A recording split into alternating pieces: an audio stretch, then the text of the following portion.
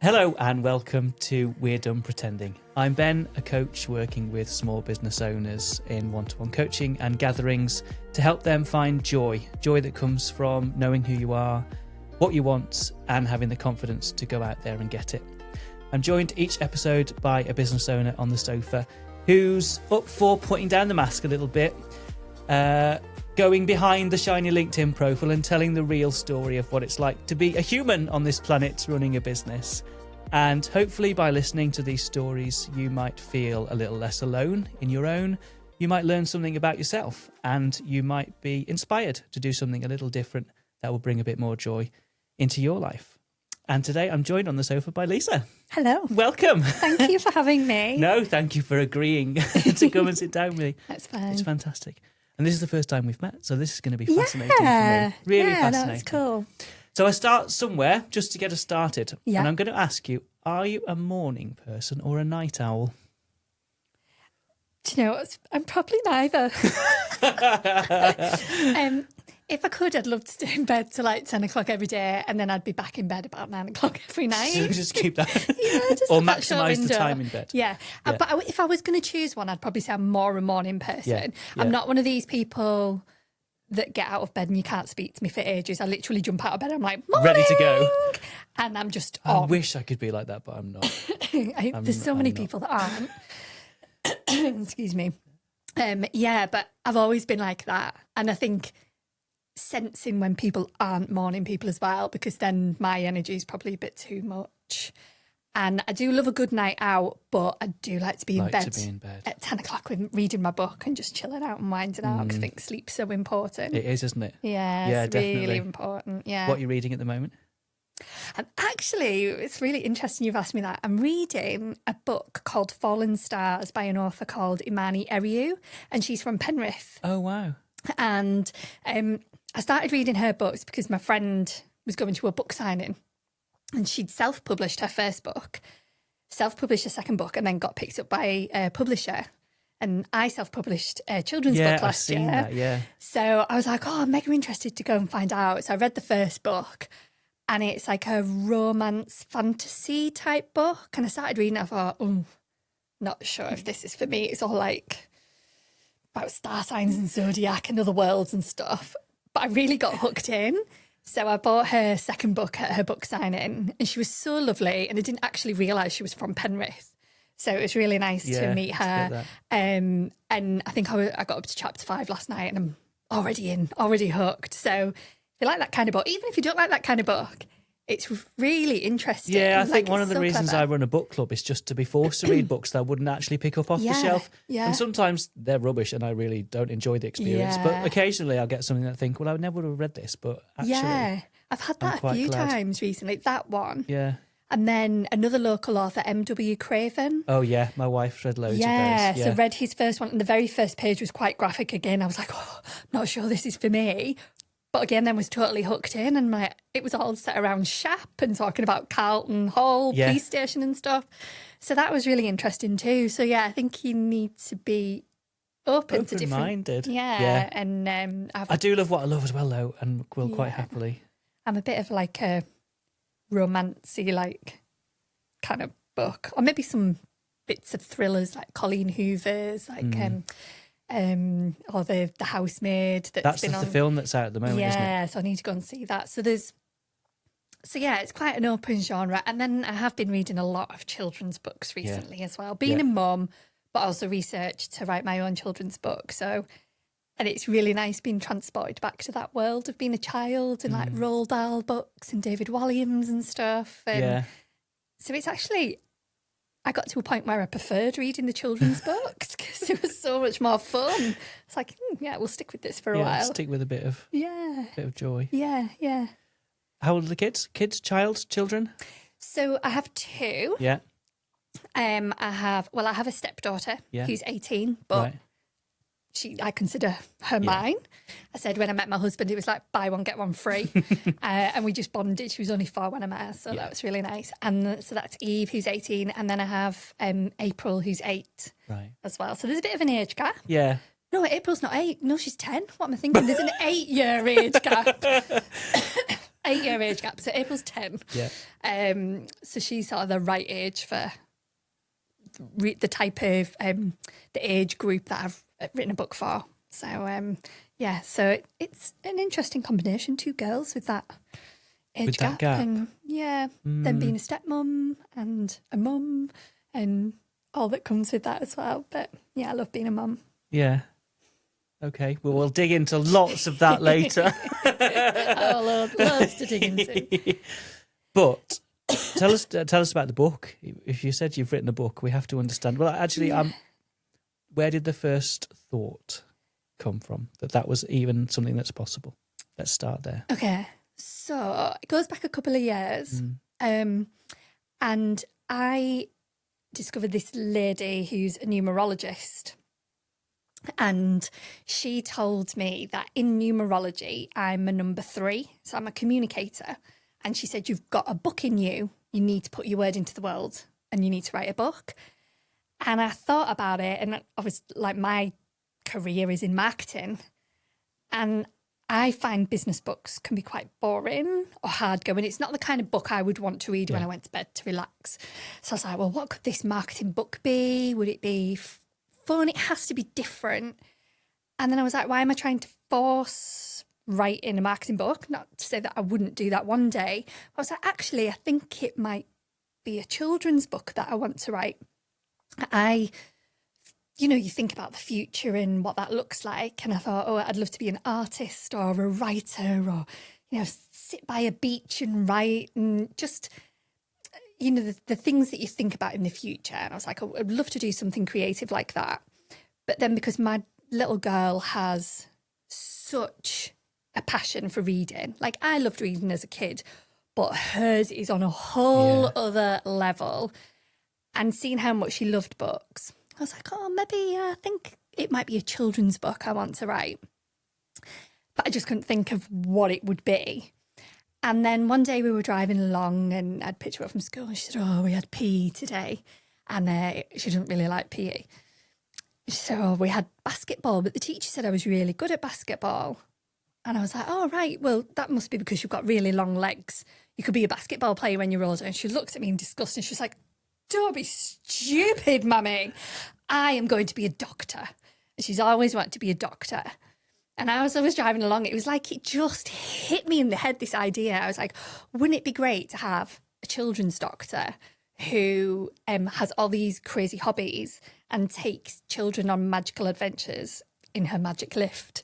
So the story is called Dr. April and the Rainbow Farts. Yeah. And which actually, using the word fart, a few people have questioned me about it. And even I struggled with it. And when I told my mum and dad that I'd written, I was like, it's Dr. April and the Rainbow Farts. Because I felt really naughty, because we didn't say that word when we were kids. We would like pump or trump. And, but it doesn't have the same ring, does it? No. And like kids these days will say fart. So I was like, right, Dr. April and the Rainbow Farts. And then my dad's been quite poorly over the last 5 years, and there was loads of different things that happened to him in hospital or things that we've experienced that were just a bit like crazy, or some of the characters. So I've fed in the Dr. April character based on loosely on my little girl, and then some of the experiences and the characters that we've met in hospital along the years. That sort of all weave together. But my dad, bless him, when you talk to him, he's like, he gets worried about the rainbow farts thing because he thinks that's about him. And I'm like, Dad, no, honestly, really, it's not. So that's sort of where the idea came from. And when I sat down and wrote it, I wrote it in about 3 months. And then I tried to look at getting it traditionally published, as you would. And then it wasn't until I met a local lady who'd put something on LinkedIn about she's always worked in publishing, wanted to get back into that area. Does anybody want to publish a workbook? And I was like, what about a children's book? So we talked about the pros and cons of traditional versus self-publishing. And I decided to self-publish. To go for it. Yeah, with her support. And I worked with a children's book editor who I literally said to her, just like pull it apart, give me your honest opinion. I want to know. Like, I'd written a story, but I didn't know if it was any good or not. So she was amazing at really looking through it and like, would a child understand this word? Does this make sense? Explain this differently. And in my job, you almost get a lot of constructive criticism because you're writing lots of content and video, and it has to be changed a lot. So it really didn't bother me that you were I ready wanted for that process. I didn't want somebody to just look at it and go, yeah, oh yeah, it's really good. I wanted someone to tear it apart to make it even better. So I feel like, and some of the feedback that I've had from children, excuse me, has just been incredible. I had a lady send me a message recently who said her little boy, he's 11, he's autistic, and he's never read a proper book. It's always graphic novels or comics. And she's bought it just like to support me as an emerging author. And she said he sat and read it for 2 hours nonstop. And then the next night went and read it to his little sister. And he wanted to know when the next one was coming out. So when you get feedback like that, to think, wow, I've inspired a child to pick up a book and read, nothing really beats that. Like, that's such a proud moment. And I have lots of proud moments at work. But that was like something that came out of my brain, and nobody else has written anything like that before. So I've had lots of little proud moments like that. And now I just need to write book 2, book 3, book 4, book 5. But it seems harder to find the time now. I just feel like I'm busy all the time. Yeah. Yes. If only we had more time. I know. That's amazing. And what an incredible story. I'm interested in whether there were moments of doubt during that process and how you kept going.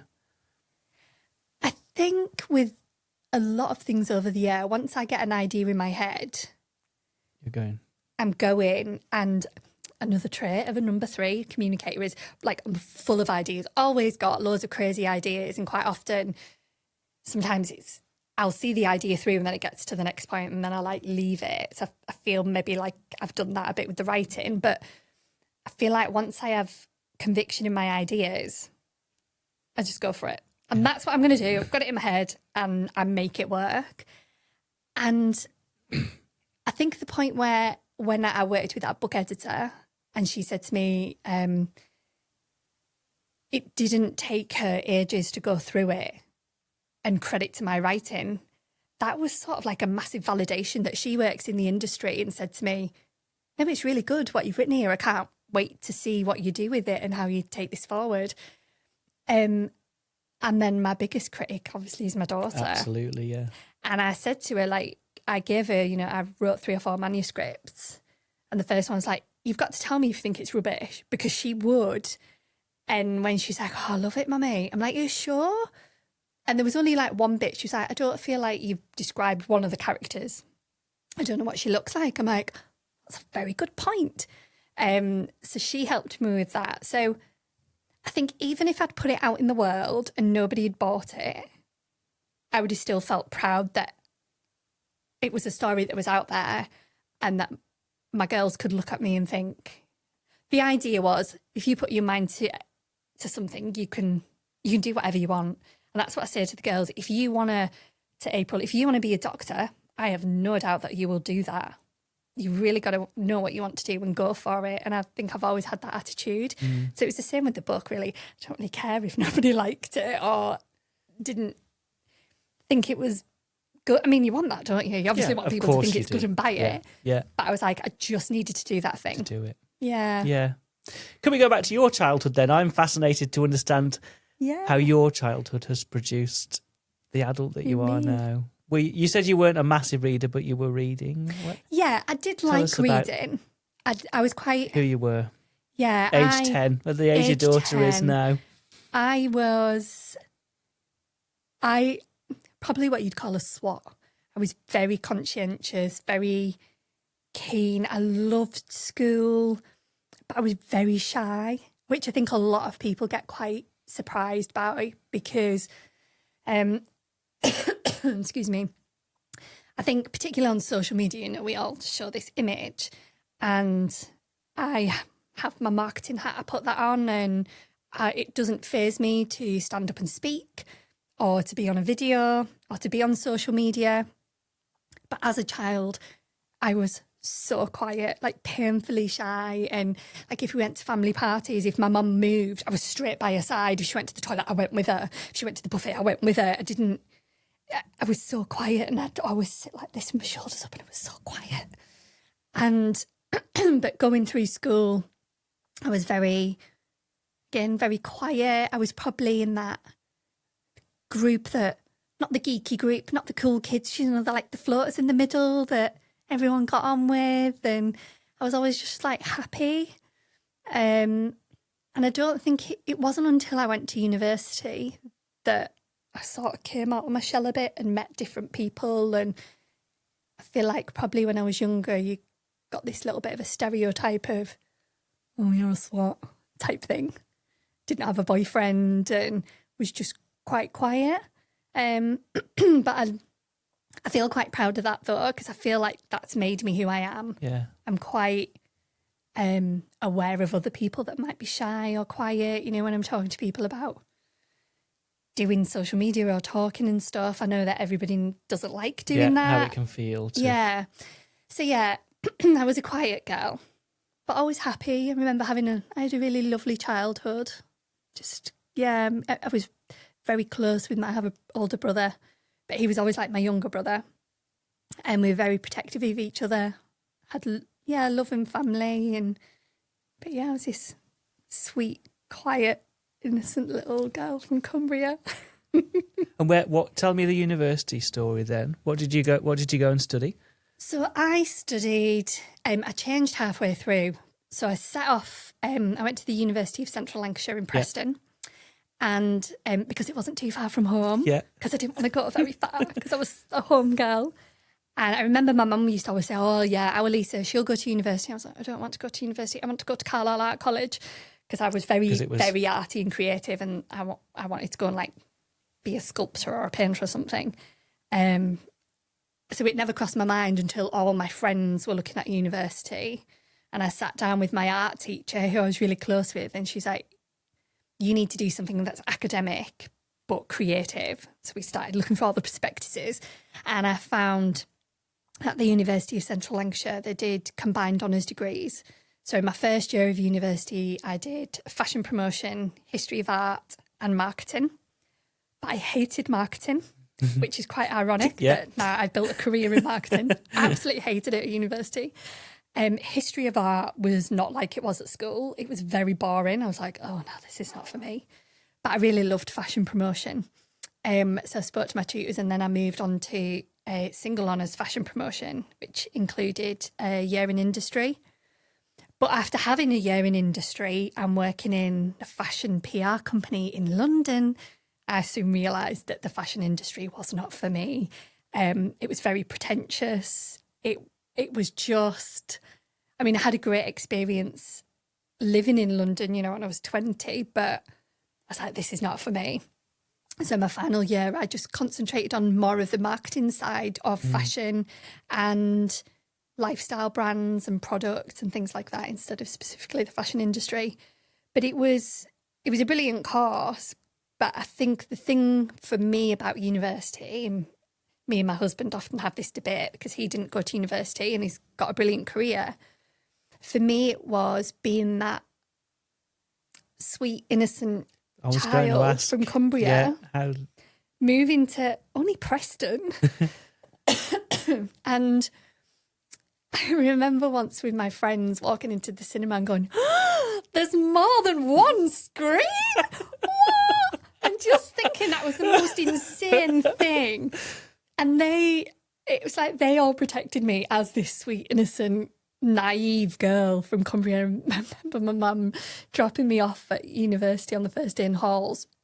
And there was this crazy Scouse girl called Nicolan, and with her bags of shopping, just dumping stuff and then going out drinking. And my mum's like, oh my God, where have we left her?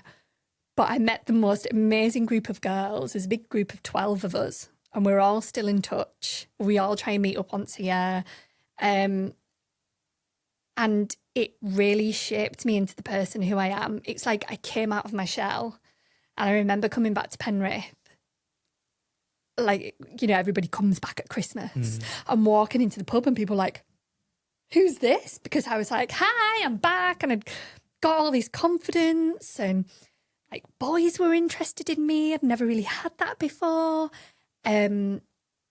Just little things like making your own food and washing up for yourself and just having to look after yourself and having to speak for yourself as well instead of like hiding behind my parents. Yeah. It really gave me so much more confidence. And I don't think that if I hadn't have gone to university, yes, getting a degree is amazing. And I'm not sure I'd be doing what I do now if I hadn't have done that. But I don't think I would have been the same person.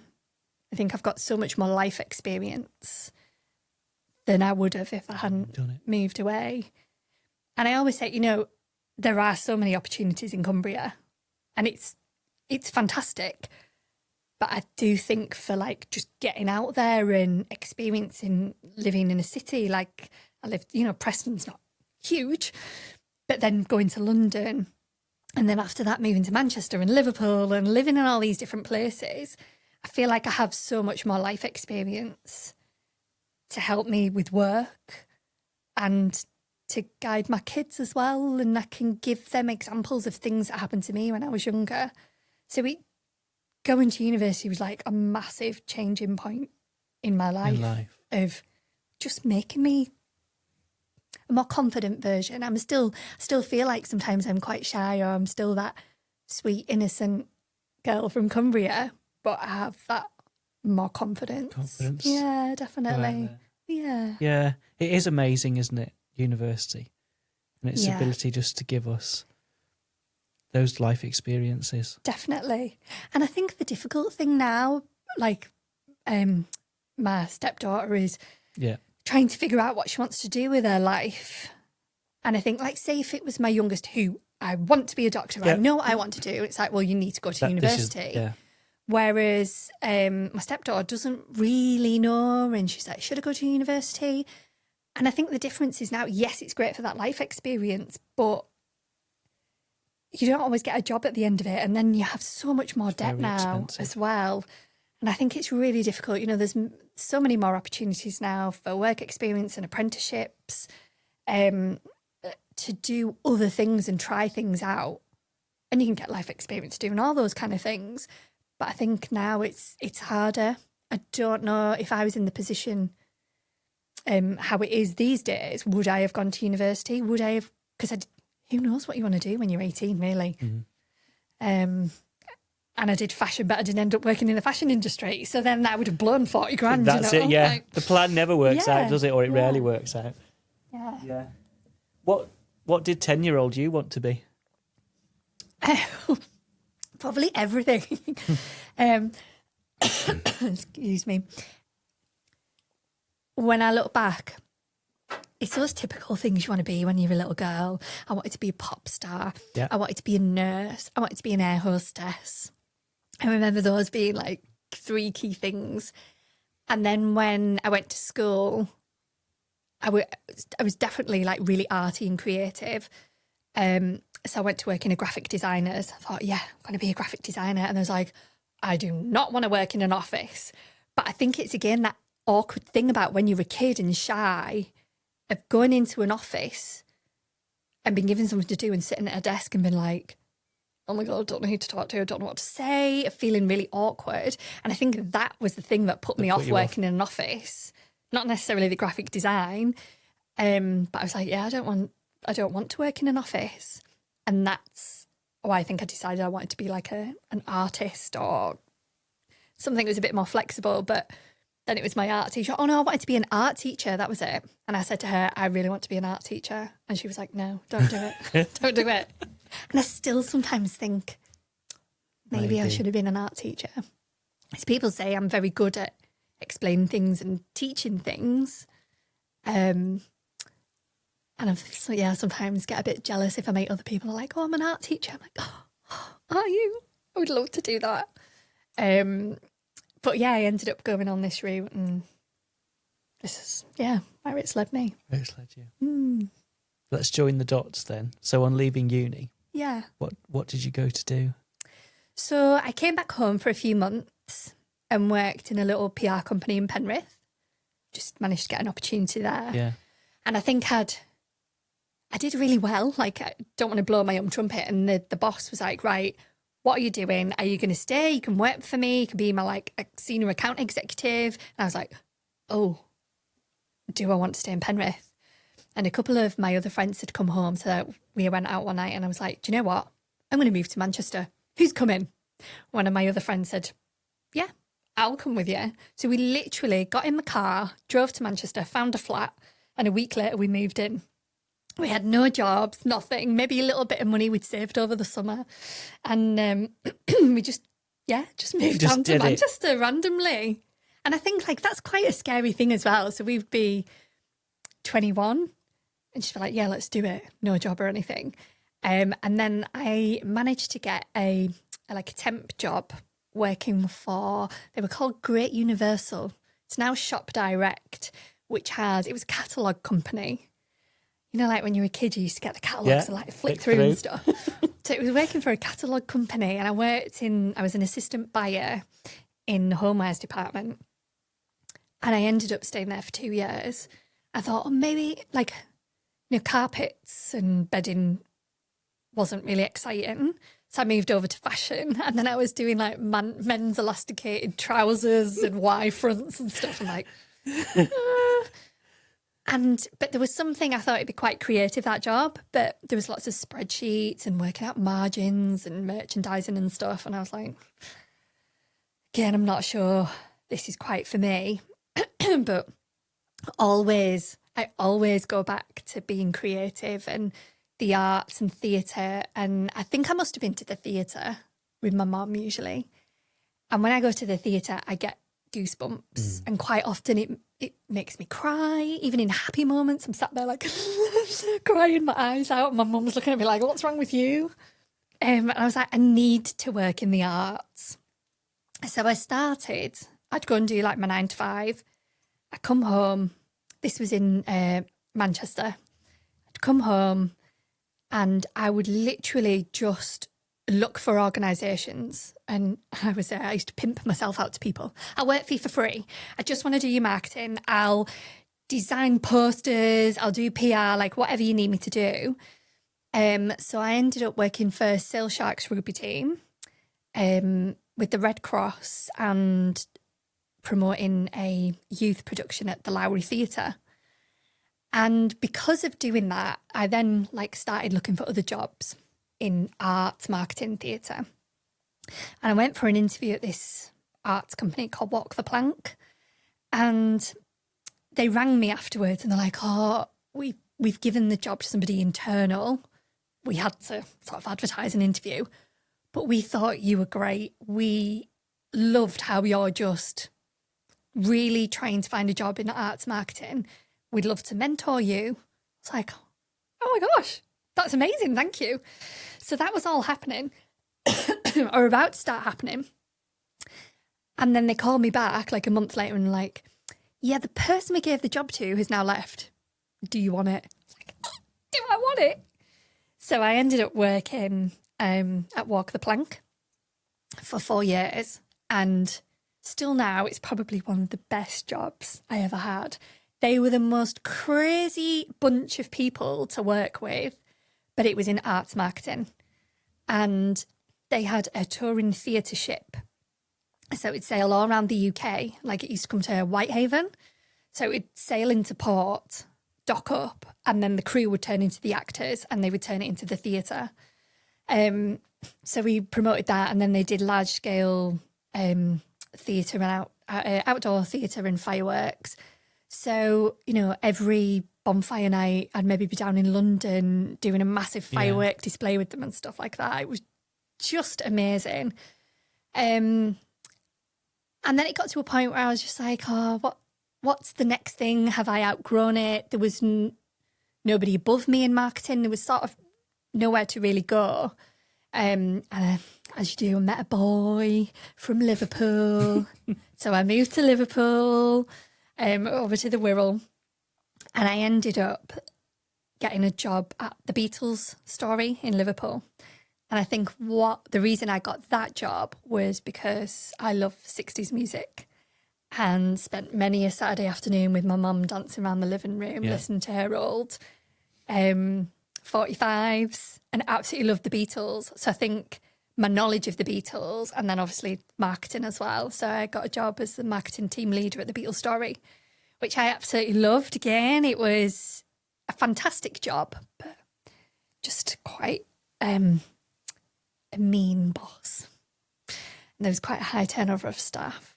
And I was then headhunted by another visitor attraction called the Bug World Experience, which was like an insectarium.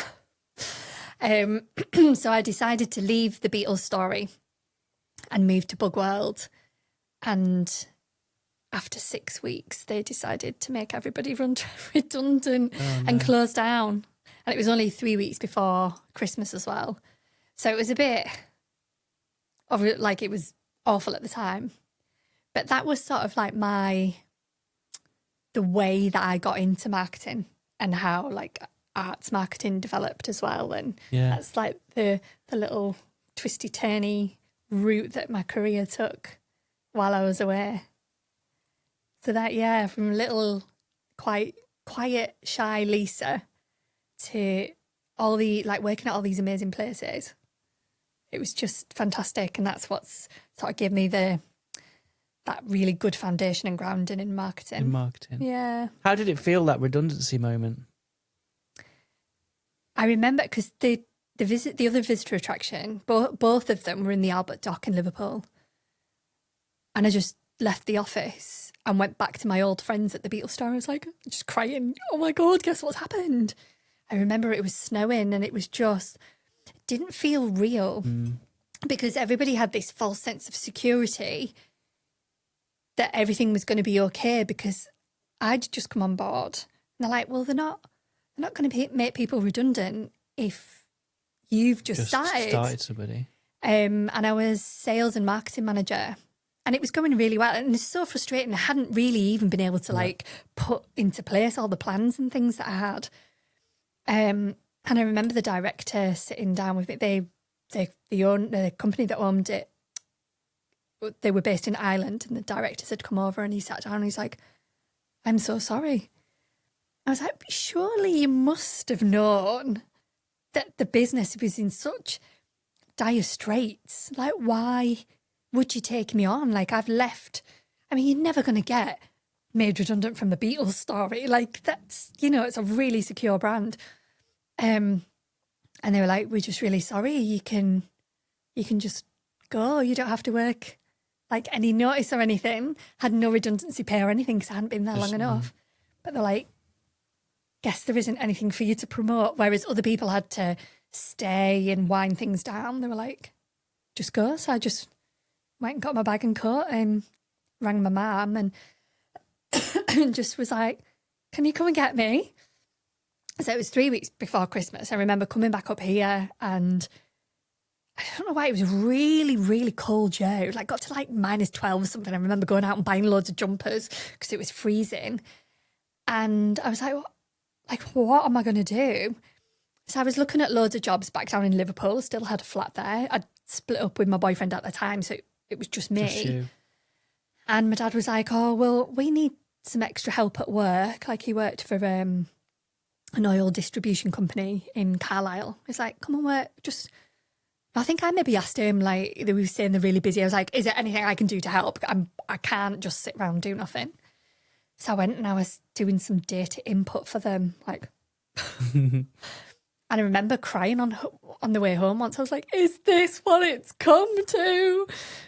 But I had that period over Christmas just to think, like, what am I going to do? And I thought, do you know what? I don't know if I want to go back to Liverpool. I feel like I was 30 at the time and I thought maybe just let's see what opportunities there are up in Cumbria. So I started looking around at different visitor attractions because that's where my experience had primarily been. And I sent out little packets of forget-me-not seeds and a little letter just saying, if you ever need some help with marketing, like, don't forget about me type thing. And Lau the Castle had just got loads of funding then to develop into a tourist attraction. And they got in touch and like, oh, really interesting CV. Do you fancy like coming along, having a talk with us? We don't have any jobs, but maybe freelance. So that was like the penny dropped. I thought, oh, what's to say if they need somebody? Other people might need freelancers. Ironically, I never worked with Lava Castle. We had lots of meetings and lovely conversations, but nothing ever happened. But it just planted that seed that I needed. And that's where the name of my business came from as well, because I said to my mum, there's something about planting seeds and them growing. And she was like, it's acorns. Like, no, I'm sure it's seeds. There's something about seeds. And she was like, it's acorns. And then I like Googled it. I was like, yeah, it's acorns. So that's why my business is called Acorn Marketing. But at the time, it was devastating. It was like, I'm never going to get a job. I've got no money. I've got no savings. I'm never going to meet a man in Penrith. Like, it was just like, what? It was like a total go back to basics and restart. Start again. And my parents owned a flat that had previously been my grandma's flat. And she'd passed away a few years before and they'd rent it out and it just happened to be empty. And because I was like, I don't know if I can live at home like when I'm 30. And they totally got that. I have the most wonderful supportive parents that were really just like, you do you, just whatever you need to do. You can stay in grandma's old flat. I was like, really? So I literally went back to what I'd been like when I was pimping myself out to people and just going, I'll do any work for you for free. Whereas this time I was literally like charging £10 an hour, I think, and just putting myself out there. And I ended up working with Penrith Chamber of Trade, of helping them with their marketing. Well, then that other people were seeing what I was doing. So then asked me to help with their marketing as well. And that's sort of how my business built up. But at the time, it was really scary. It was like, what? Like, redundancy is frightening. But I think because I had no children at the time, I wasn't married, I had no mortgage.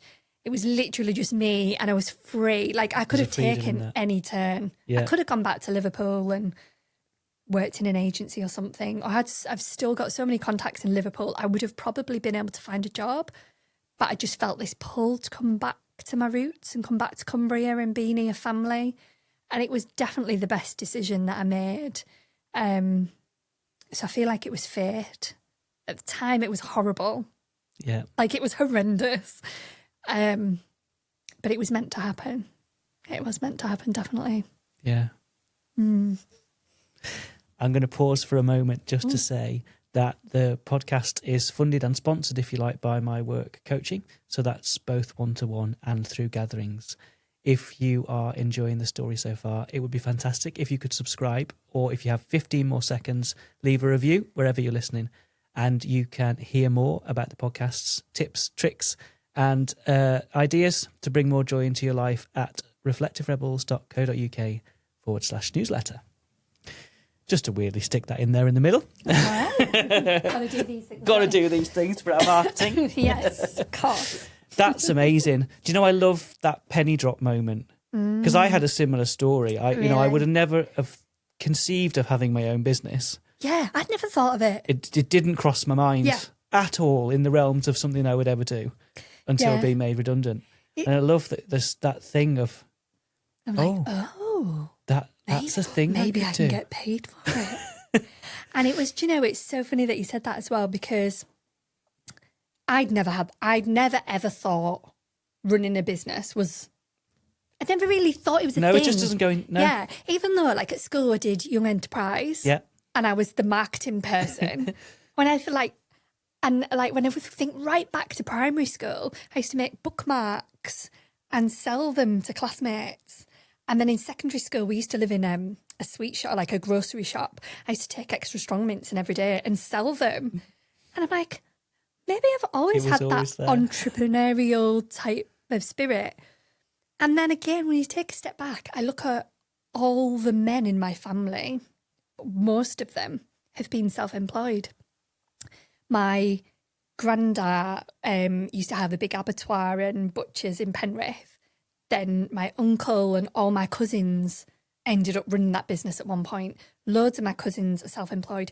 My dad was always self-employed. Generally, we used to live in a bakery near Kendal, in Burton in Kendal. He used to own the bakery there, and that's where I spent a couple of years when I was 2 or 3.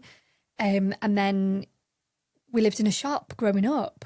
So for quite a lot of my teenage years, my dad owned his own business. But I never thought that was something that I would do. But it was right in front of me. And I sometimes wish that I could. My granddad passed away when I was 10. And I sometimes wish I'd love to be able to have a conversation with him. How do you think I would have fit into your business? Or I think he would be really, really proud of me that my family's pretty much dominated by men. There's so many men, there's not many women, but all the men have been self-employed. I was the first person in the family to go to university.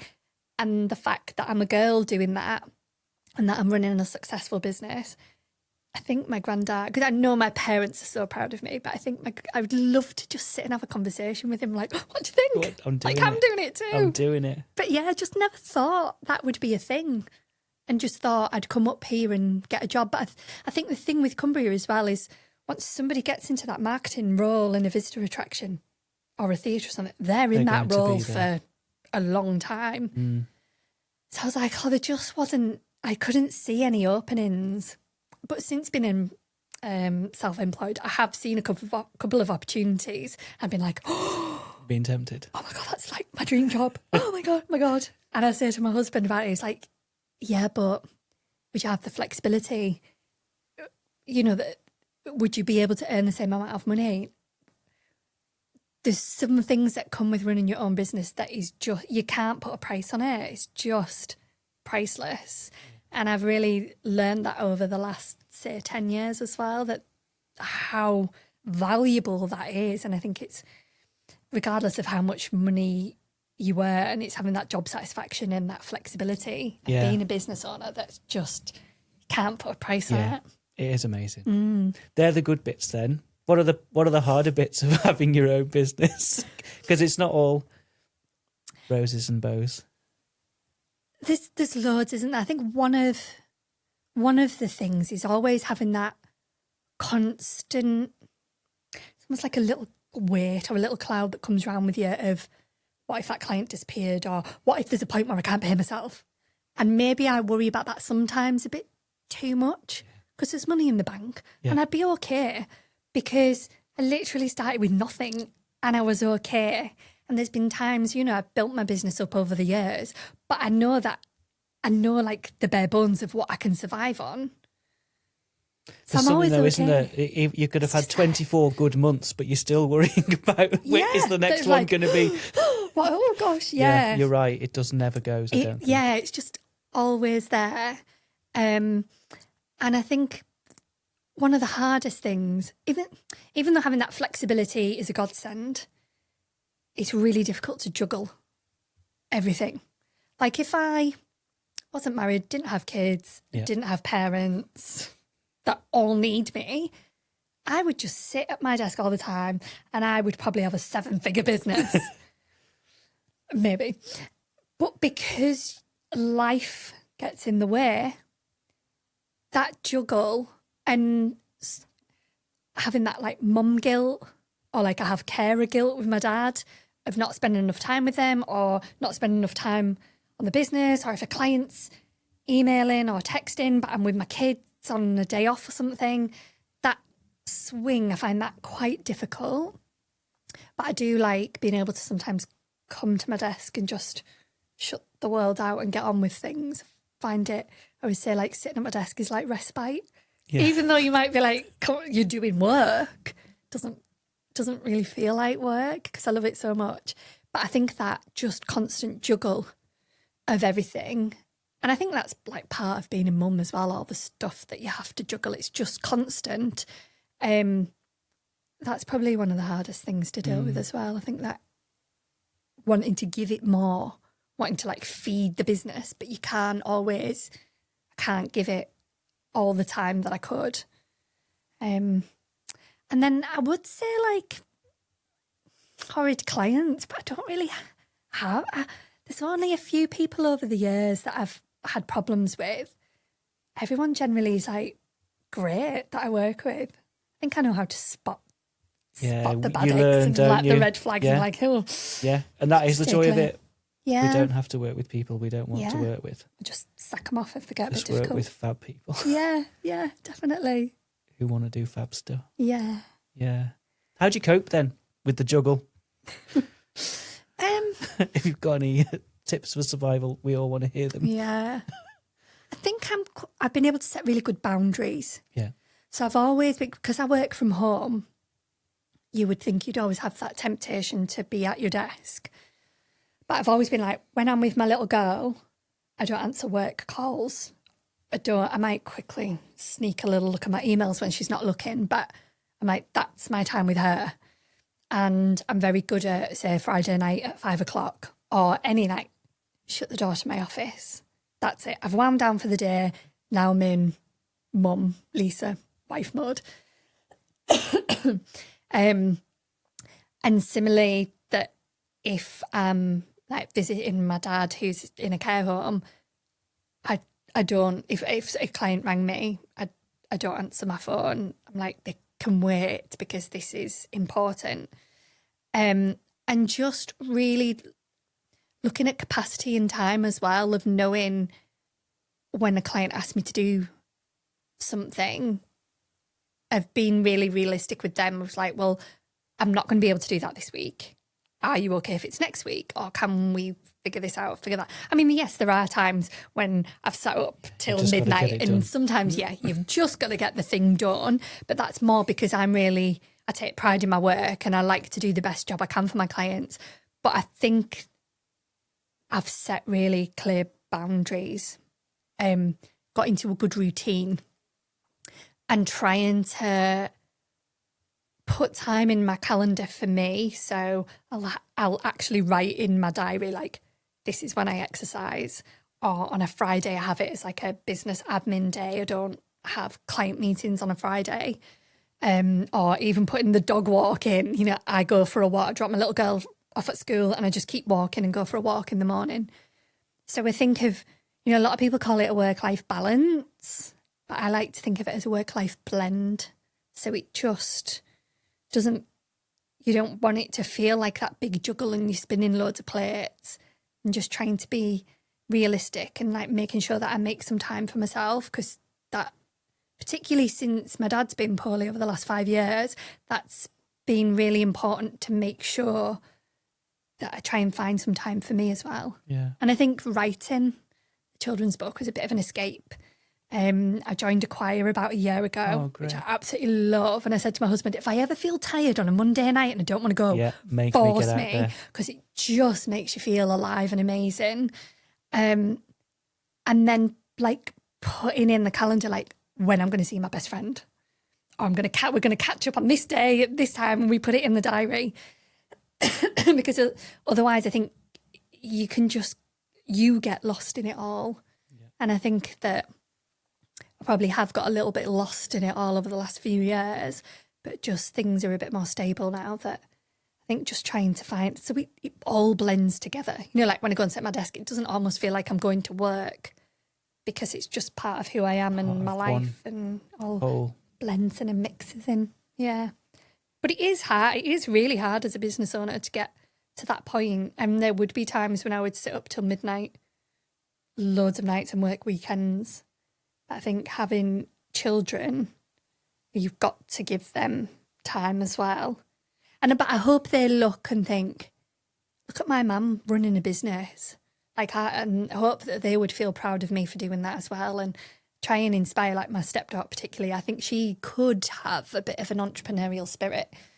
So try and like coax it out of her if I can, and hopefully that I would inspire them to go for it. Yeah, maybe, yeah. Yeah. So let's go back to the book then, and this, because you've mentioned this creative thread. How does it feel to kind of get back? Because you said art teacher, artist, sort of leaving school, but then that moment of getting to the point where you've put, because you're doing it for clients, obviously. There must be a creative aspect to what you do, but it must be different to have created something for yourself that is purely your creation. Yeah, I think when I look back throughout my life, I've always had to do something creative. Like when I worked at the Beatles Story, I was like, I needed that. I needed to make something. Sounds really random. I used to make mirrors, like bespoke mirrors, and go to craft fairs and sell them because I just had to do that thing. And like now I'm going to the Grand National in April because I'm celebrating 15 years in business, and we might have already been by the point this comes out. Yeah, so I've just been to Grand National, but even then I was like, what am I going to wear? Maybe I'll make a dress. So I have a sewing machine. So like this weekend I'm decorating my little girl's bedroom, but not just giving it a lick of paint. Yeah, she wants cherry blossom, and so I'm like, oh. So it's like an invitation for me to get creative and do something. So I am very creative for my clients, and sometimes it's like they can see the cogs whirring and I come out with these really random, crazy ideas and like, oh my God, where does that come from? I'm just that kind of person. But to actually have something that I've made, like my house is full of, like I've got sculptures when I was doing A-levels, or mirrors, and me and my daughter are always having craft days, and I really get into it, like a bit too much. But the book, I guess, felt different in that other things that I make maybe feel a bit raw, and I've just got to get my hands in and get them done. Yeah. This feels like professional creativity in a way. I guess I'm probably more used to like making stuff and having things that I can wear or use or put on the wall. Whereas that, it feels special in a way, like when you hold it, it's like, look, it's like a proper book. This is a thing. It's not just, like one that I took to the printer myself and I had a few copies, but like it's actually like a proper book with an ISBN number and stuff. So it feels quite special in that way, definitely. It is special. Yeah. And it's something that not everyone can say that they've done. Like there's not many people that can say they've written a book and it's out there and that anyone can go and buy it. So that's pretty cool. It is, yeah. What's next then, do you think? More of that? It's definitely a series. And I've had another one of those moments so there's another idea in here of a children's book that I need to get out. It's just, I think when you've got a creative mind, there is a lot stuck up there and you have to get these ideas out. So there's definitely some more books. It's just having the time to carve out to write those books. But I always come back to like the arts and theatre. And since I started my business, I've worked with like so many different clients, like from writing blogs on biomass and nuclear to puddings and finance, literally everything you can think of. I've probably done some sort of marketing on it. But I do marketing for a visitor attraction up here, and the work that I do for them, absolutely love it. And I'm like, well, that's where my foundations are, and I always go back to it. So I've really been trying to niche down this year and trying to work with more visitor attractions, more arts organisations, theatres. And I actually had an inquiry last week from a theatre company in Manchester. So I am so giddy and excited that actually might happen. So I'm like, why don't I always just do that? Because it's who I am. It's what I'm passionate about, marketing and the arts and theatre and tourism. So I'm just really trying to get back to that again. So I think the next part of my business will be really niching down into that, like to be creative. Space. Yeah, being in that space and more writing. I'd definitely love to do more writing. And I think the day-to-day creativity, like making outfits or doing craft days and stuff, that will always just be there. It's just part of who I am. Crazy, creative, arty lady. I love that. I love it. I don't think I've ever described myself as that though before. A crazy, creative, arty lady. Yeah. Fits though. Maybe not the crazy bit. I don't know if I would say I'm crazy. No, but it's there, definitely. It flows through me in creativity. yeah. And I think that it's one of my strongest strengths, if you like. It's being creative, but like I'm super organised, super efficient, which maybe a lot of creative arty people are quite scatty and all over the place. I know when I worked for Walk the Plank, there were some crazy people work for that company and like really quirky and out there. Yeah. I'm not quite like that, but it definitely, it's in my blood. Creativity, definitely. To wrap us up then, if you could have that conversation with your granddad, Yeah. what would you say? Are you going to give me a job? Do you know what? It's really sad, right? Because I'm not a numbers person. Like I've said, I'm really arty, really creative. My husband's a financial advisor. I leave the maths and money. I have my own money. I look after that and I can sort it out for the business. Leave all that stuff to him. But I'd really love to look at my granddad's books and be like, what was your turnover? And like I say to my dad sometimes now, I mean, he's forgetting a lot of stuff. He's got a rare brain disease. And I was like, what kind of turnover did you do, Dad? Like, what sort of profit was that? I was never have thought of that when I was younger. But I'd be really intrigued to know, because I always looked up at my granddad as like a really good businessman and things that family, like he was really well respected within like agriculture and stuff. And I think he was just a personable person. I don't think he was very good with money, and I believe that he went bankrupt a couple of times. But the business itself, I think, was very successful. I would just love to know. I'm like, what did that look like? Was that 6 figures? Was that 7 figures? Or was it less than that? Or like, you know, thinking about that would have been in like the 60s and 70s. Yeah.